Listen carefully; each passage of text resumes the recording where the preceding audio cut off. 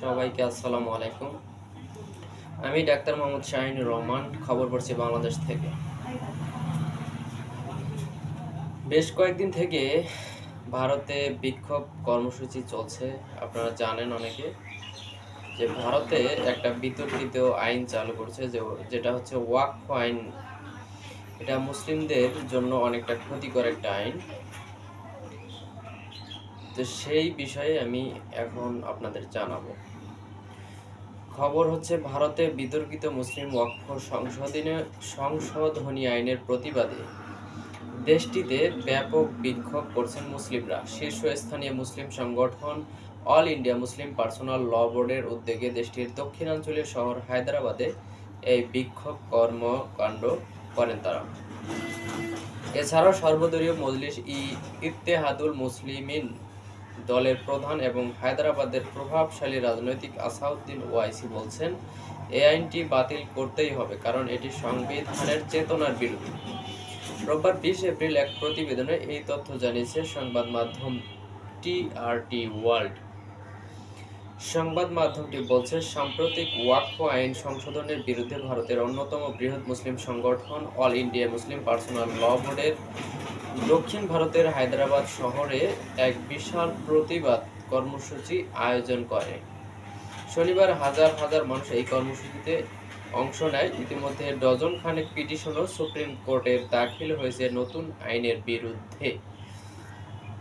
ভারতীয় সংসদ সদস্য ও অল ইন্ডিয়া মজলিস ইত্তেহাদুল মুসলিমিন এর সভাপতি আসাদুদ্দিন ওয়াইসি এই প্রতিবাদ কর্মসূচিকে ওয়াকফ সংশোধনী আইনের বিরুদ্ধে ঐক্যের প্রতীক বলে আখ্যায়িত করেন। তিনি বলেন, এই আইন ভারতের সংবিধানের মূল চেতনার বিরুদ্ধে, এটি বাতিল করতেই হবে। বহু সংগঠনের নেতৃত্বে এই আন্দোলনে যোগ দেওয়ায় আমরা কৃতজ্ঞ। ওয়াইসি তার বক্তব্যে জানান, যতদিন না এই আইন প্রত্যাহার করা হয়, শান্তিপূর্ণ প্রতিবাদ চলবে দেশের বিভিন্ন প্রান্তে। সম্প্রতি ভারতের পার্লামেন্টে পাশ হওয়া ওয়াকফ আইনের সংশোধনী নিয়ে দেশ জুড়ে বিতর্ক ছড়িয়েছে। এই সংশোধনীর ফলে অমুসলিমদের ওয়াকফ বোর্ডে অন্তর্ভুক্ত করার সুযোগ তৈরি হয়েছে বলে অভিযোগ উঠছে। এই ইস্যুতে পশ্চিমবঙ্গে হিংসাত্মক সংঘর্ষে অন্তত 3 জন নিহত হয়েছেন, যা পরিস্থিতিকে আরও উত্তপ্ত করে তুলছে। সরকার সুপ্রিম কোর্টকে আশ্বাস দিয়েছে,